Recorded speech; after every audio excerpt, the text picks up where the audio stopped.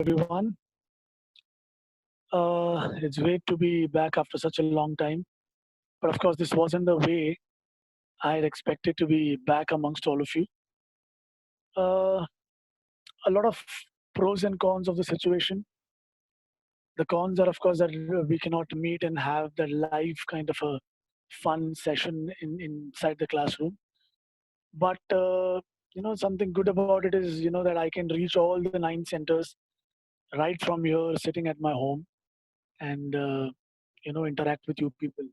Though not completely interact with you on the personal basis, but definitely we can have some fun here as well. I request all of you to have your notebooks and pens with you or your pencils so that you can note down every important aspect that is highlighted by me during today's session. So please have your pen, pencils, and books with you. All right. I suppose the PDF of the textbook has also been shared with all of you. So if you want, you can keep it on in the background while I start with the lecture, and that's how you can do it. And if you don't want to do it, that's okay. Simply listen to me carefully and write down all the important things that I'm mentioning. And I think we should start. So I'll share the text for you on the screen. If you don't want to do it, I will share it for you right now, and we can begin then. All right, just give me a moment. I'll do the needful.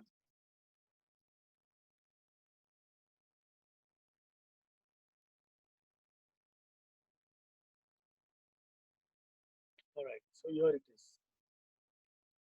So the poem we're doing today is called Where the Mind is Without Fear. Now, I'll tell you what exactly is this poem about. So we all know the Indian history. We all know the way our ancestors fought for the country's independence and fought for the well-being of the new generation, that is you and me. And all our ancestors were a part of it, whether they were directly our grandparents or maybe they were someone else's grandparents. What I know is each one of our ancestors were a part of the war of independence. And after they finally achieved that goal that they had set in front of them for us, they finally had turned older and weaker. And that's when they said, now it's up to the new generation to take this country forward. And that's how, that a quote came up in Hindi that said, "Ab tumhare hawale watan sathiyo," which means now this country is completely up to you and completely into your hands. Take it forward. So when our ancestors worked really hard for the freedom, our ancestors dreamt of an India that was different from the India that they had witnessed. Now, the India that they had witnessed was very different. All right, the India that they had witnessed was, full of religious problems. The India that they had witnessed was completely dominated by poverty, by caste differences, by gender differences, and that's what our ancestors dreamt of, to have an India which was not just free from the clutches of the British, but also free from the problems that it was going through. So, if I have to give you a central idea of the poem, the central idea is very simple. So, this poem was actually written in the pre independence era, which means before 1947. And the poem is a link between what India is right now and what India was, okay, and what the poet wishes it to be. So basically, this is going to be a reality check for all of us. What India used to be before independence, what the poet wanted it to be after independence, and have we reached the goal or have we accomplished the goals or the dreams which were set by our ancestors. So this poem is actually a prayer, prarthana as we say in Hindi, written by Rabindranath Tagore, who is famously known for a lot of things actually, but really famous for the composition of the national anthem of India, which brings goosebumps to all of us. हमारे रोंगटे खड़े हो जाते हैं whenever we hear this national anthem being played in the Olympics, in the Cricket World Cup, in the Football World Cup, or wherever. So he is the composer of the same. He was also famous for rejecting the knighthood which was offered to him by the British, uh, the title of Sir, and he had rejected it, saying that my countrymen are in deep trouble and I don't want these fake titles from you. Rather, I would demand for an independent country for my countrymen. So Rabindranath Tagore here indirectly hints at the challenges faced by our country India under the British rule. He also wants his motherland India to be a heaven of freedom.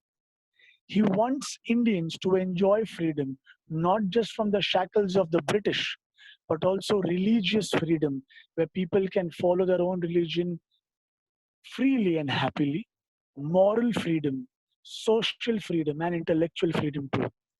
He invokes God to guide his country, and he wants God to let his country awake from the deep slumber, the deep sleep of all those things that hampers its progress, and let India be a progressive and a positive country.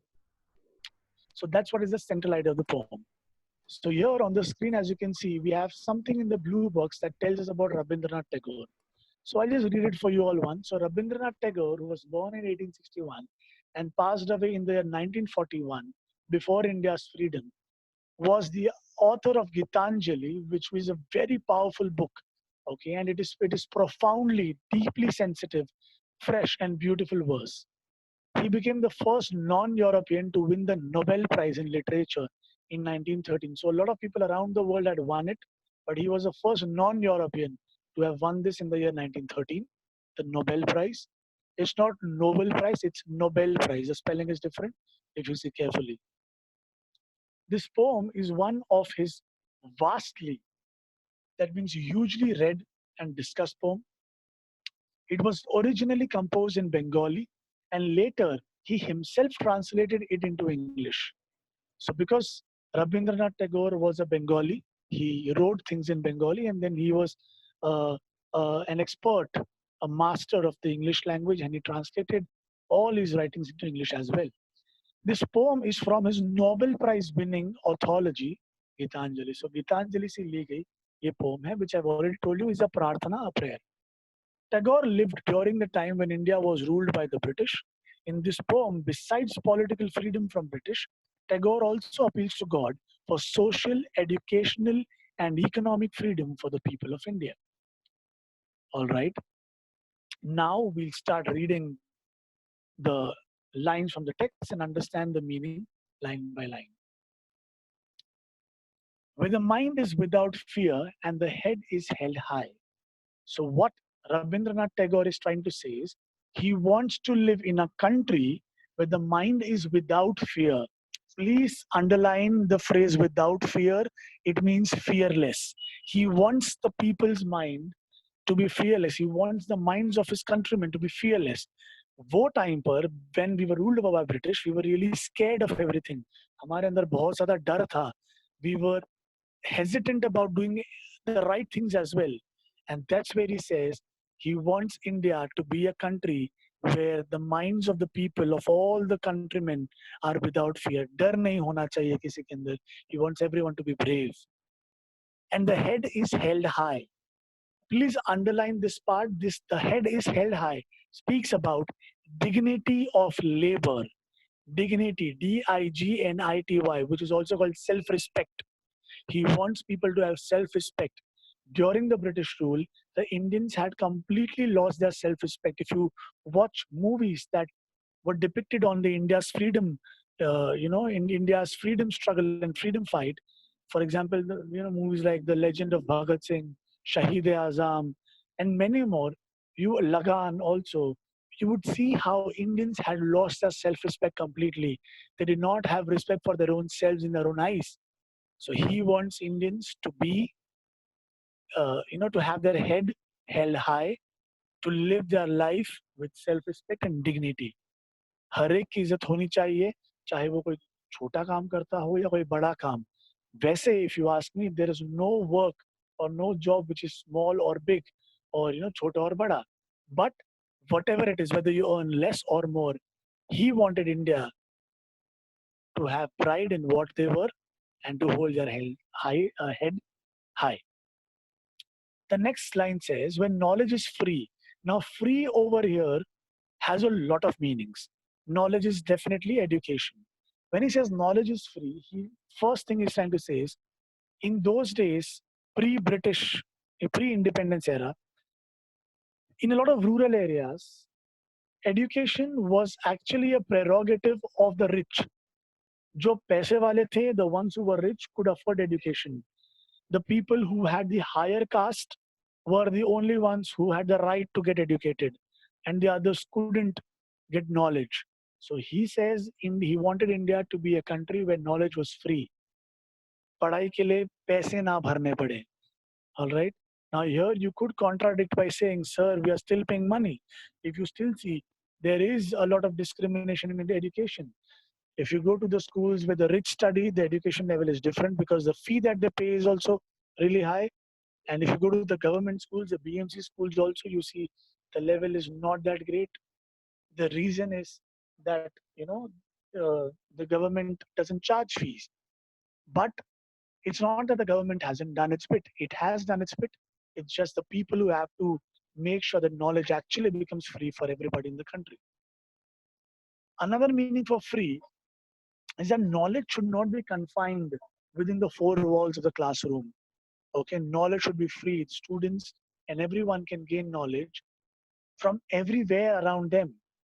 And Rabindranath Tagore was a big believer of this, and that is why in Kolkata, where he used to live, he had started a school called Shanti Niketan, where there were no classrooms as such.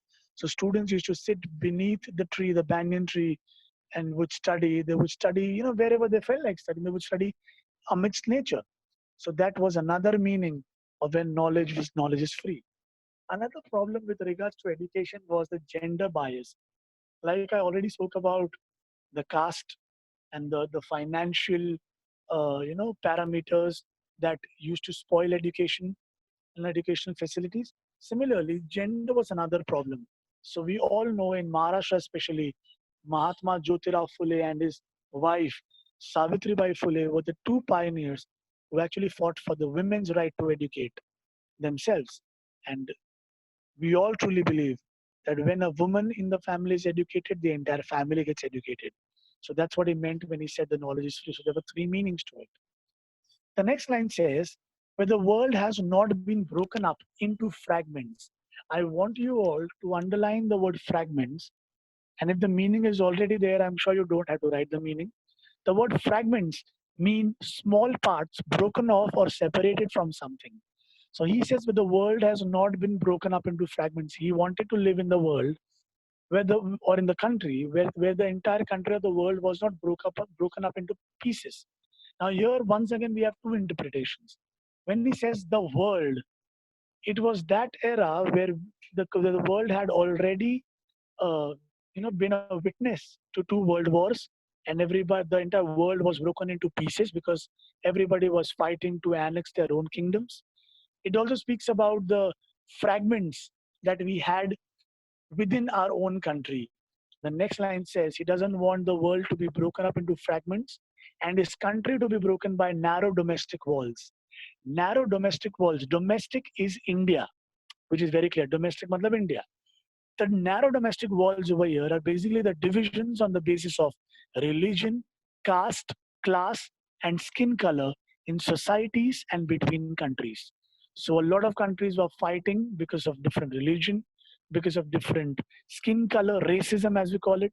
We in India were fighting with each other because of caste, class, skin color, and so on. So he wanted to live in a country and in a world where the world was not broken up into pieces because of such narrow domestic walls.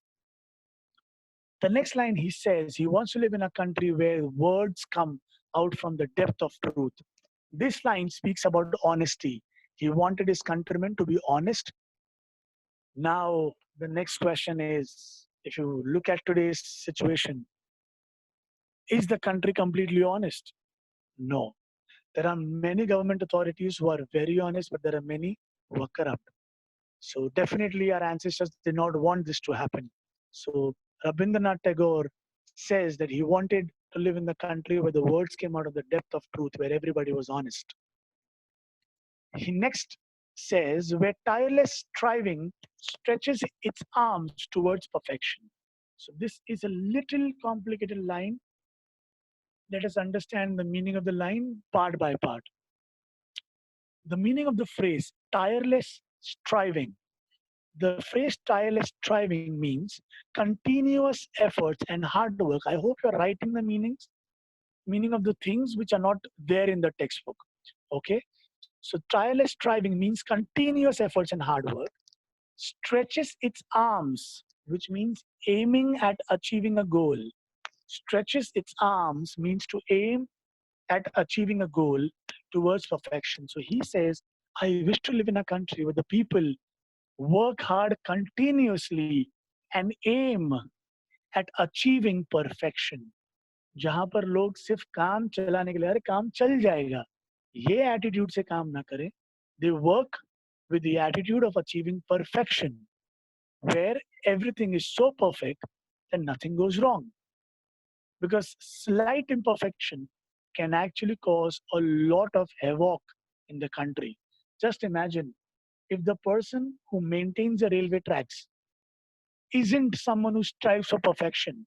One nut bolt is left loose, and you know what can that result into. So he wanted the Indians to be strivers of perfection and to be fans of perfection. The next line says, where the clear stream of reason has not lost its way. Let's underline the phrase clear stream of reason. Clear stream is basically water. Reason is the power of the mind to think logically. Reason means the power of the mind to think logically. So he says he wants to live in a country where there is a clear stream of reason. Reason means logic, and where this clear stream has not lost its way in the dreary desert sand of dead habit. He doesn't want the clear stream of reason to turn into a dreary desert sand. Why does he use the phrase desert sand over here? Because desert is basically a place where you don't find water, and desert is a place where you're thirsty. That's why the comparison you see over here.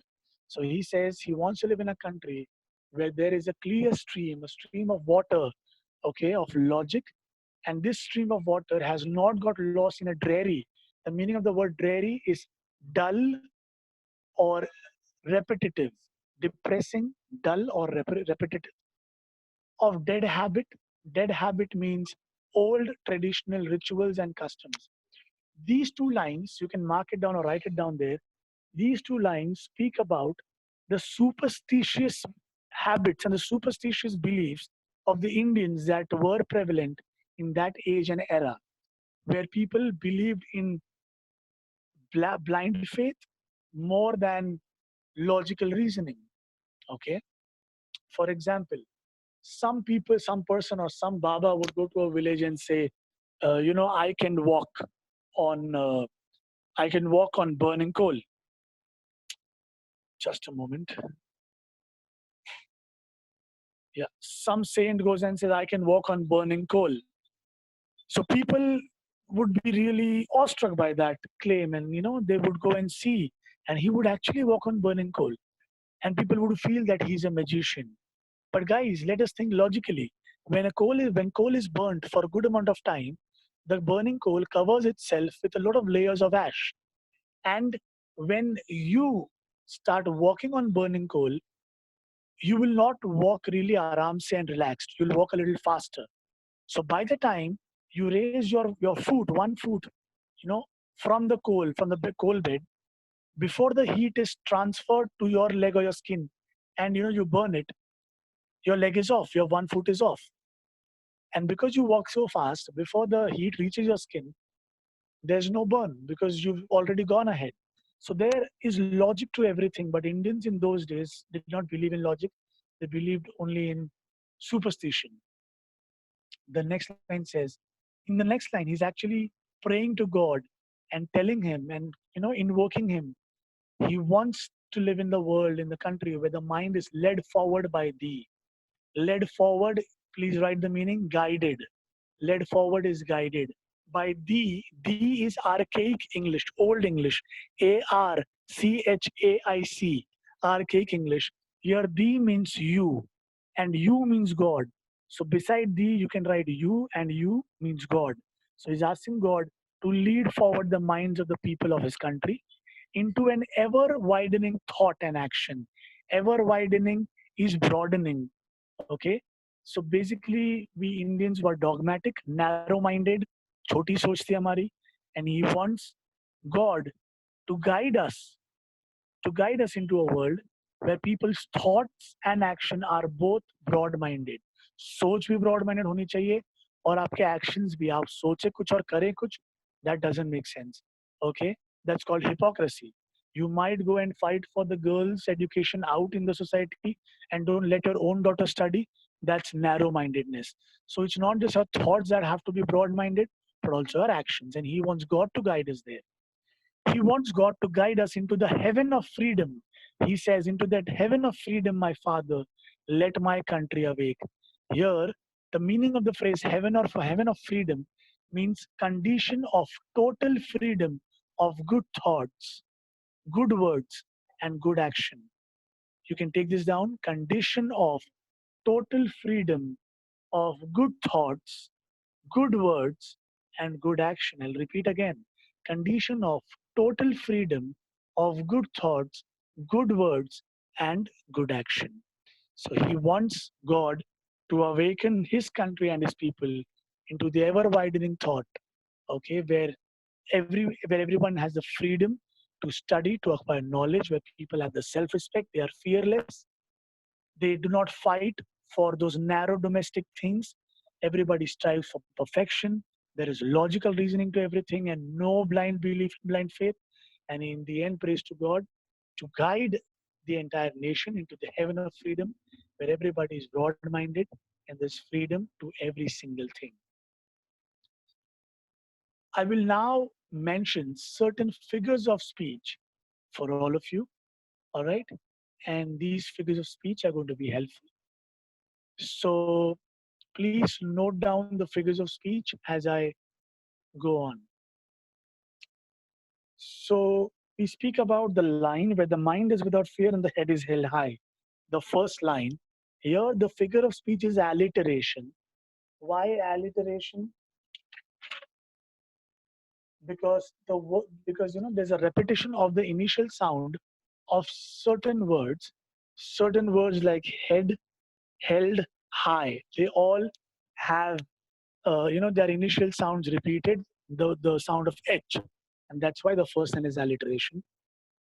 The next line, where the world has not been broken up into fragments, is also alliteration because here you have the sound of the letter W repeated.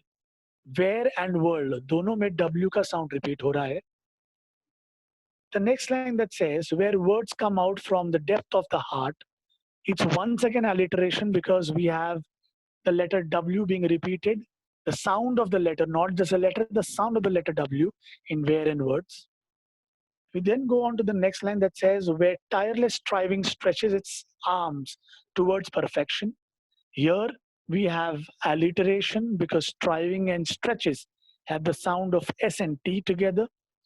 Another figure of speech here, which is prominent, is personification. Personification is where a non-animate object or an inanimate object is given a human quality. So here, striving is given the human quality of stretching its arms to reach perfection.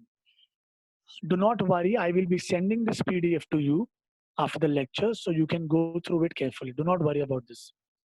The next line, where the clear stream of reason has not lost its way, it's a metaphor. Metaphor, why? Because the reason is indirectly compared to a clear stream for a greater effect. Reason, okay, the clear stream of reason is compared to clear stream. Reason is compared to water. Another could be personification because the stream has been given the human quality of losing its way. Usually humans, we lose our way, but streams don't. But here, it's the other way around. The next line is into the dreary desert of dead habit. So one is metaphor because dead habit, that is old rituals, are compared to the desert sand, and alliteration because dreary and desert have an initial sound the same, that is the letter D. We then go on to where the mind is led forward by the. Here it's apostrophe. The meaning of the figure of speech apostrophe is where you make a direct address to God or someone who is not present. For example, when you pray to God, oh God, please help me. So God is not present in front of you. So that's apostrophe. And the last one that we have right in front of us is into that heaven of freedom, my Father, let my country awake. It's apostrophe once again because it's an address to God. It's also a metaphor because a free country has been compared to freedom. Do not worry about the figure of speech. I'll be forwarding this to you after the end of the lecture. Okay. Now, I want you all to do certain things as homework. One, I want you all to write the poem appreciation twice. I will be forwarding that to you as well. Poem appreciation, I want you to write twice. Okay. And I want you to solve activity one from the English workshop. Can you see this? Activity one, which says in your textbook, write down lines from the poem as a proof for the following. I want you to solve this activity. I want you to solve the match the column that you see just below question activity number two. I want you to solve this.